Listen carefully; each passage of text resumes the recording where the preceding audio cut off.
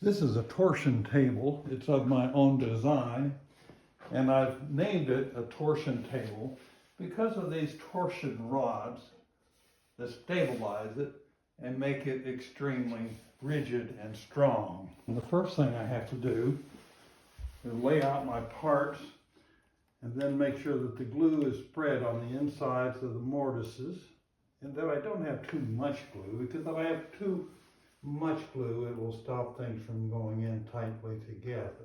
I've got these parts, and the first thing I'll do, these are already glued together, so I'll take them and jiggle them in. They have to interlace.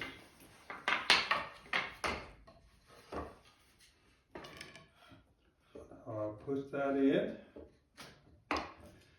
You'll notice that at this point, I have it laid down flat on the ground, and I push everything tight.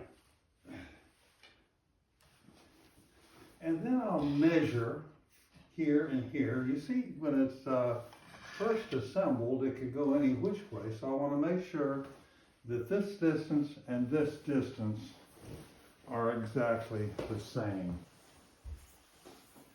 I can now apply and spread glue in the remaining tenons and the remaining mortises and put the tenons in place.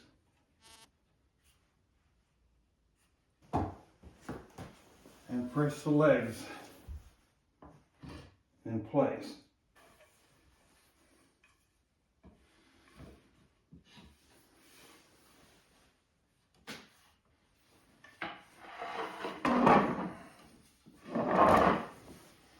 At this point, I can stand the table up, and I'll use dowels to make certain that this is oriented in an up and down manner.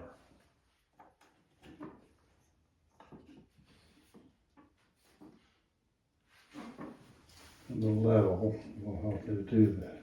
Now, with the table assembled, I'll be ready to add the top. With the table upside down, I'm ready to mark the positions of each of the pegs that will be drilled. I will drill holes in those positions for the tops to be fitted.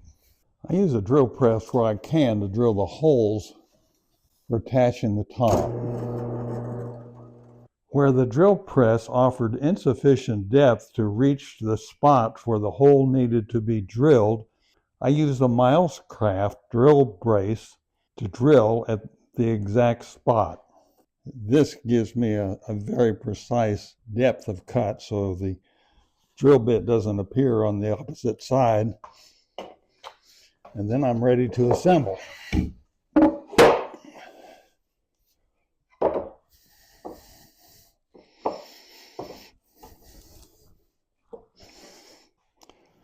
Now the torsion table is ready for an oil finish. Classes in building this table are offered at the Eureka Springs School of the Arts.